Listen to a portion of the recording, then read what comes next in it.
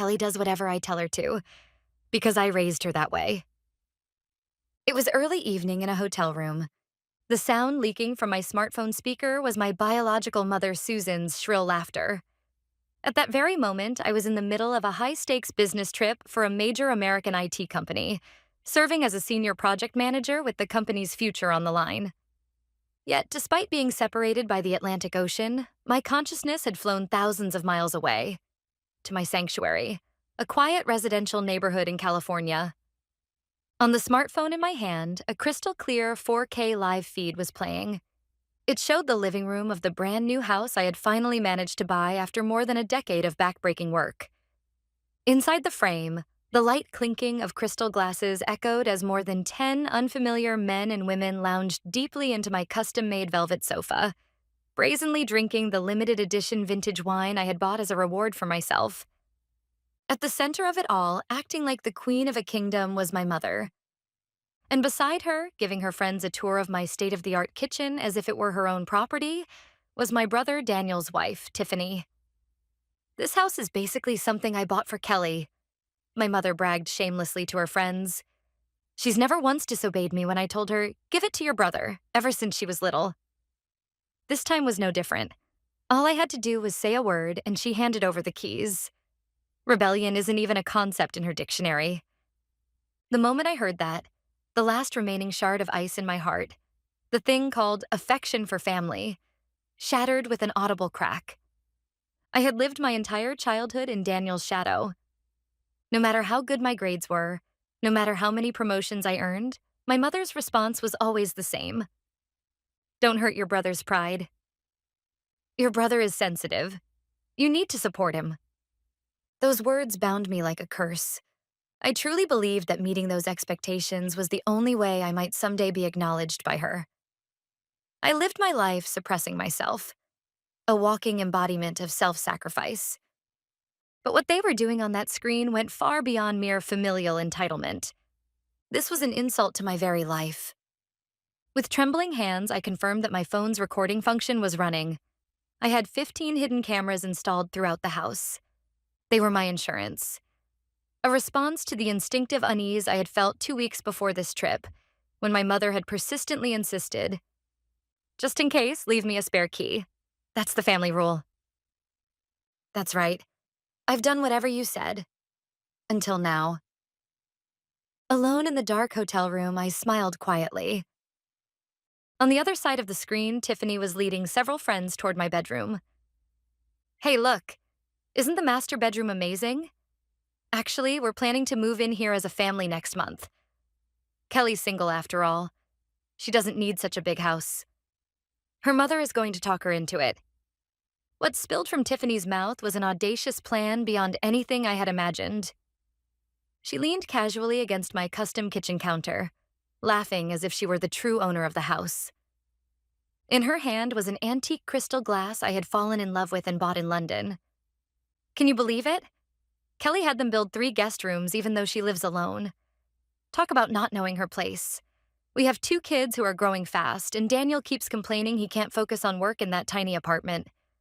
So we talked it over with his mother and decided this house should obviously be passed on to our family. That's the right solution. One of the friends voiced the obvious question. "But what does Kelly say? She built this house herself, didn't she?" From the sofa, my mother waved her hand dismissively. "I'll tell her we can trade it for Daniel's apartment. She's single and lives for her job, right? She probably doesn't even have time to clean a place this big. Daniel's apartment is more than spacious enough for one person. Honestly, for her future, an easy-to-manage apartment is a win-win. She doesn't have the right to refuse." Just as she said, the mother I remembered had always put Daniel first, while I remained in the background. When Daniel dropped out of college, she blamed me. "You were too capable. You crushed your brother's confidence." When he drifted without a steady job, she said, "He's just chasing his dreams. He's not like you, obsessed with work." Even so, I kept telling myself that one day she would acknowledge me. But when I watched them casually open my closet and mock my treasured clothes as dull and tasteless, I finally woke up. To them, I was never family. And that party wasn't just a casual gathering, it was a celebration in advance. An invasion plan to create a fait accompli and seize my house while I was gone. What shocked me even more was what my mother said next. Before she comes back next month, I've already had contractors give me estimates to remodel the study upstairs into a kid's room. Blue walls would be nice. When she gets home, we'll just tell her, it's already decided. My fingertips were shaking with rage, yet my mind was eerily cold and clear.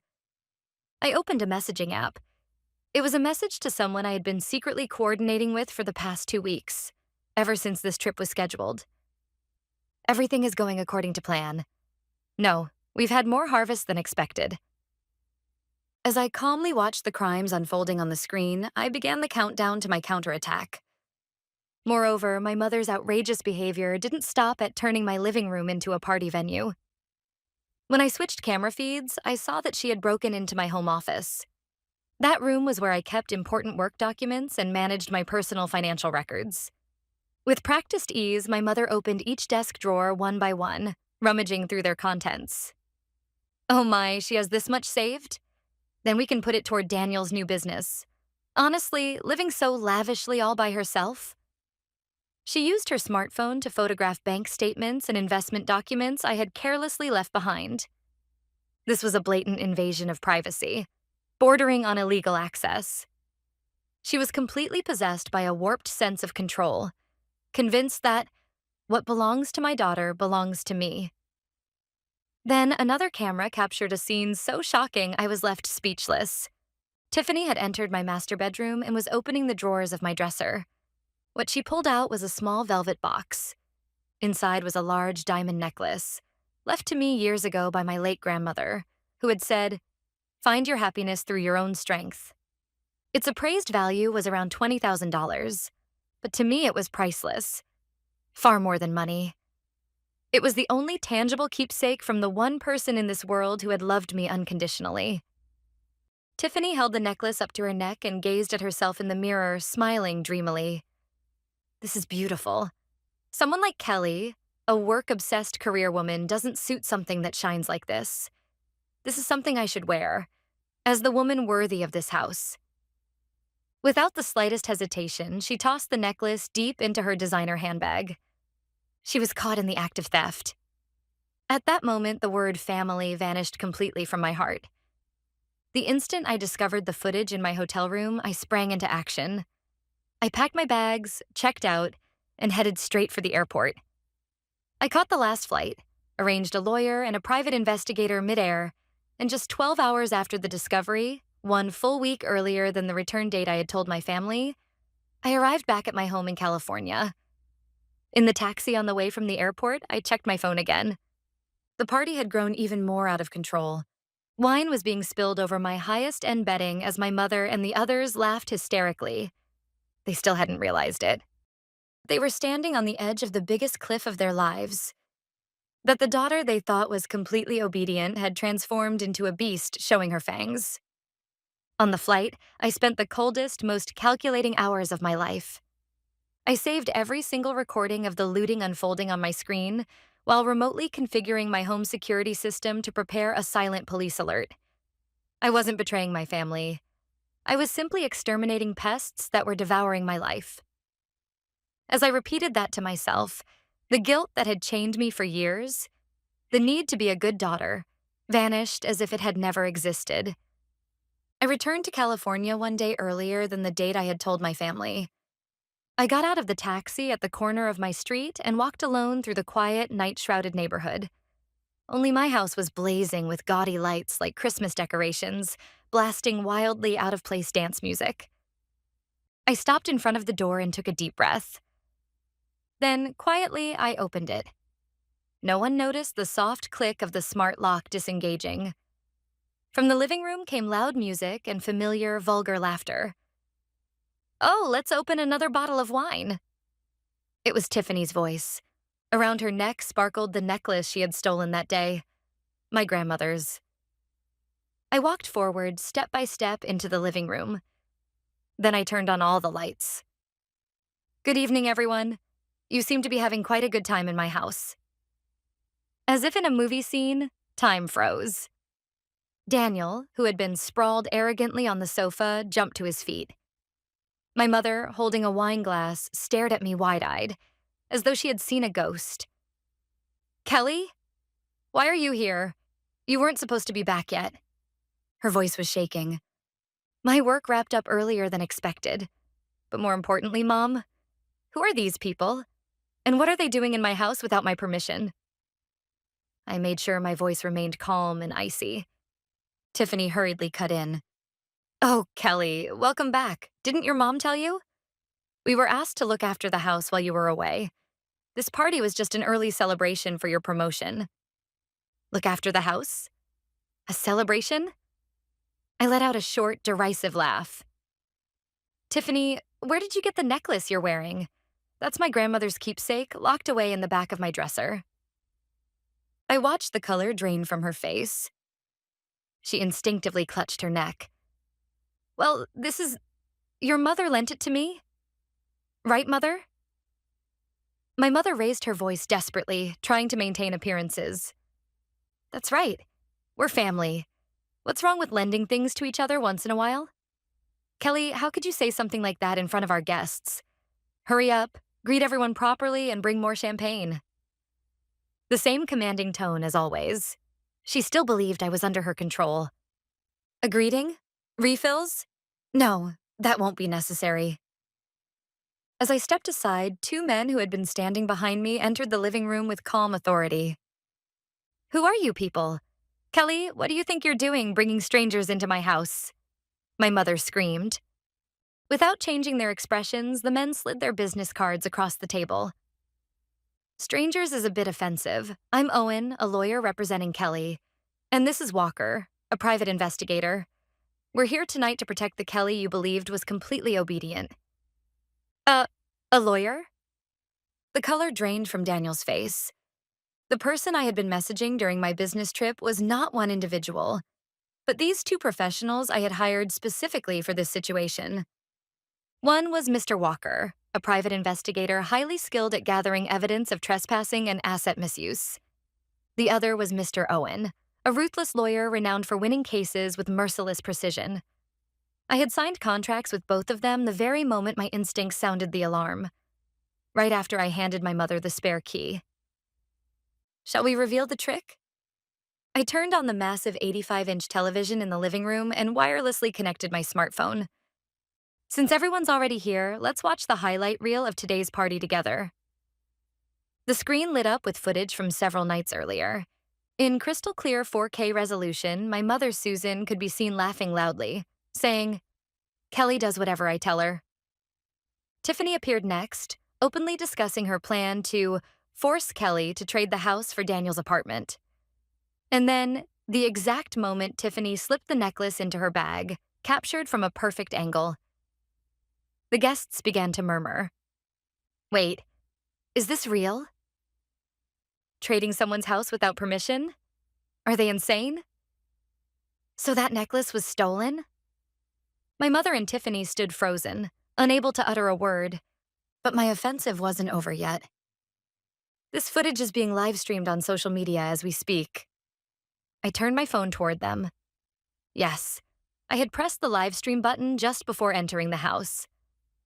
Among my followers were colleagues from my company, industry contacts, and, quite intentionally, several of Daniel's coworkers.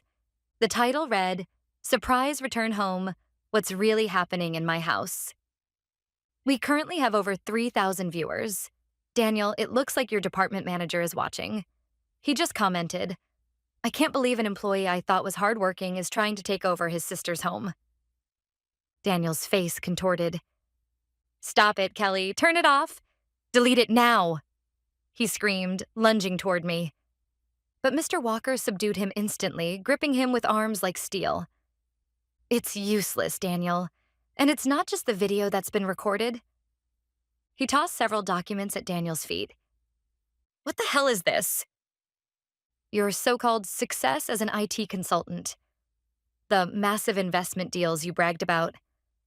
All fabrications created to justify stealing your sister's house. Our investigation shows your company hasn't secured a single legitimate contract in its first year. Worse, you've been delinquent on your apartment's maintenance fees for 6 months. In other words, you weren't moving into this house as a successful man. You were trying to crawl into your sister's home because your life had collapsed. Daniel's knees began to shake. That's not true. I'm going to succeed. With this house, I'll look credible. Then I can land big contracts. So you plan to throw your sister out for that? I asked coldly. I mean, we're family. It's just a little help. A little? What you tried to do was strip your sister of her entire life and literally leave her homeless, behind her back. And you still want to call that family helping family? Daniel lost all strength, collapsing to the floor, his mouth opening and closing like a fish, unable to speak. Kelly, have you lost your mind? How could you expose your family like this? After everything I did to raise you? Have you forgotten that? My mother pointed at me with trembling fingers. Her eyes weren't filled with anger, but with terror. The terror of watching the control she had built over decades crumble before her. A debt of gratitude?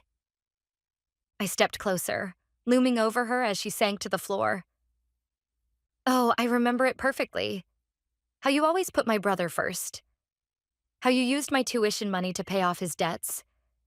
And how you just told me to hand over this house, the one I nearly worked myself to death to earn, to his family.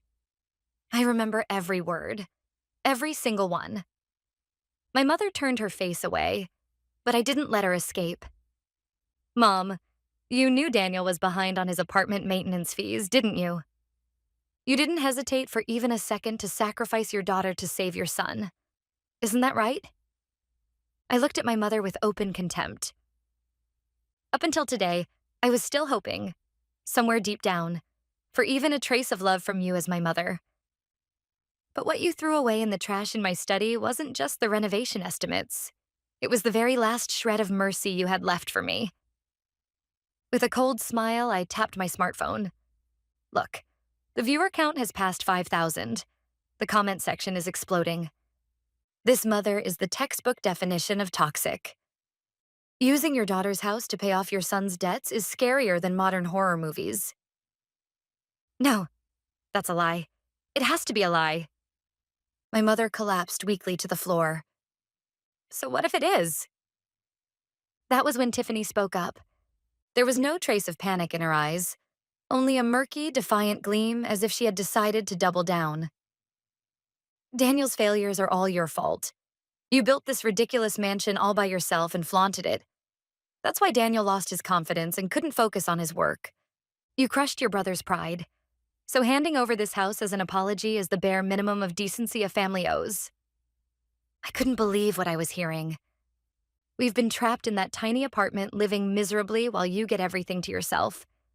We even prepared a return gift for you. The honor of being remembered as the woman who gave up her house to save her family.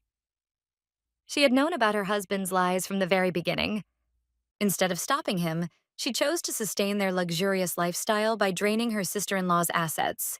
To her, I was nothing more than a convenient wallet. Mr. Owen stepped forward and pulled several documents from his briefcase. Tiffany, according to the appraisal certificate, the necklace you placed in your bag is a top-grade diamond, valued at approximately $20,000. Concealing it without the owner's consent with the intent to claim ownership constitutes theft under criminal law.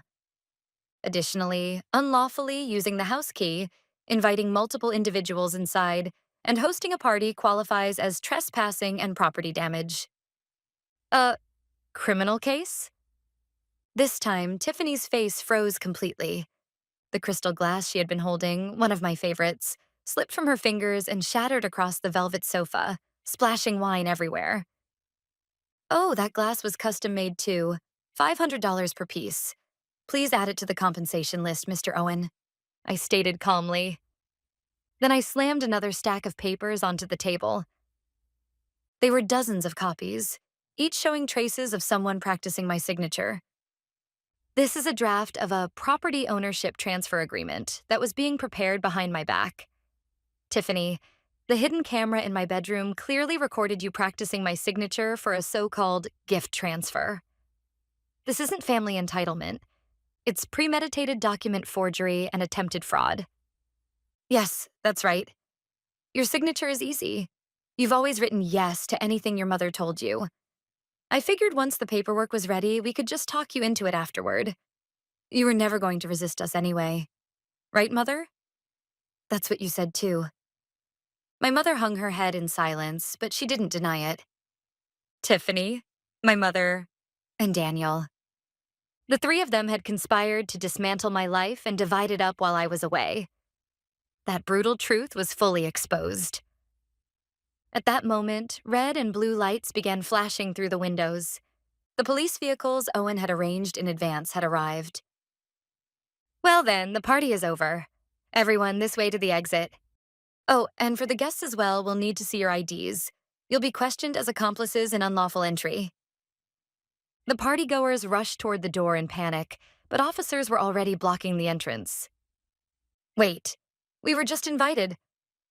Susan said it was her house and we could come freely. The guests began scrambling to shift blame. My mother stared blankly at the ceiling, her eyes hollow, listening to it all. As the officers entered the living room, Tiffany began screaming hysterically. I didn't do anything wrong. This was all my mother-in-law's idea. I just did what I was told.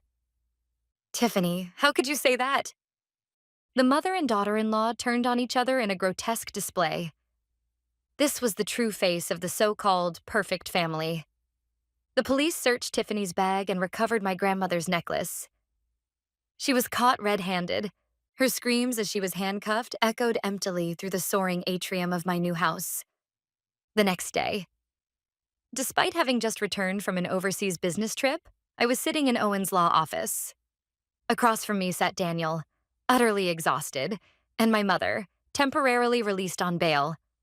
Tiffany was still in custody. Kelly, isn't this enough now? Tiffany is deeply remorseful, and we know we were wrong too. Please withdraw the charges. We're family, aren't we? This is so humiliating. I can't even walk outside knowing people are watching. Even then, my mother was worried about appearances. I slammed several documents onto the table.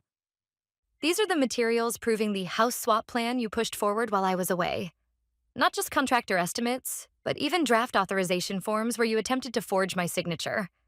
I restored them from the trash bin in my study. These actions may also constitute attempted forgery of signed private documents. Owen added quietly. The unlawful house swap scheme you attempted to force through involved a power of lawyer forged by imitating Kelly's handwriting, as well as draft gift agreements. All of these have already been submitted to the police as evidence. Daniel, the delinquent status of your apartment fees is also highly compelling evidence establishing motive for this attempted illegal exchange. Kelly, please drop the charges. Daniel pleaded in a pathetic voice. My apartment is about to be foreclosed. If we're kicked out of here too, we'll have nowhere to go. Did you ever stop to think about that when you were trying to dump that foreclosed apartment on me and steal this house for yourselves? I asked icily. You too, Mom. You were perfectly willing to force your own daughter to live in an apartment on the brink of foreclosure, just to save your son, as if you were throwing me away like trash. My mother looked away, clutching her handkerchief with trembling fingers. Kelly, your brother is a sensitive child. If you'd just endured a little more, everyone could have been happy. That endurance was used up 20 years ago. I nodded to Owen. If you want me to withdraw the charges, there are two conditions. I looked my mother and brother straight in the eye. First, you will immediately pay $100,000 covering damages to my furniture and property, emotional distress, and the attempted theft of my necklace. $100,000? That's impossible, Daniel shouted. Then sell your car and all of Tiffany's luxury items. The apartment is already worthless. Second, you will agree to a permanent restraining order, no contact ever, and formalize it in a notarized agreement. If you so much as step onto my property or attempt to contact me even once, all criminal charges will be reinstated immediately. Please, don't be so cold. Kelly, you are always my proudest daughter. My mother tried to guilt-trip me with tears, but I knew her words were a lie. I was never her proud daughter. I was merely a resource she could be proud of using. Goodbye, Mom. The Kelly who lived by your commands died during that business trip. From now on, I'll live my life. For myself. In the end, they accepted every one of my conditions. Rumors spread through Daniel's workplace. He was removed from a key project and effectively demoted. Unable to endure the cold stares of his colleagues, he resigned a few months later under the guise of a personal decision. Tiffany received a suspended sentence after being convicted of theft and became locally infamous as the thief's wife. She was completely ostracized from the mommy group she once boasted about and eventually fled with Daniel and their children to a small apartment in the suburbs. And my mother.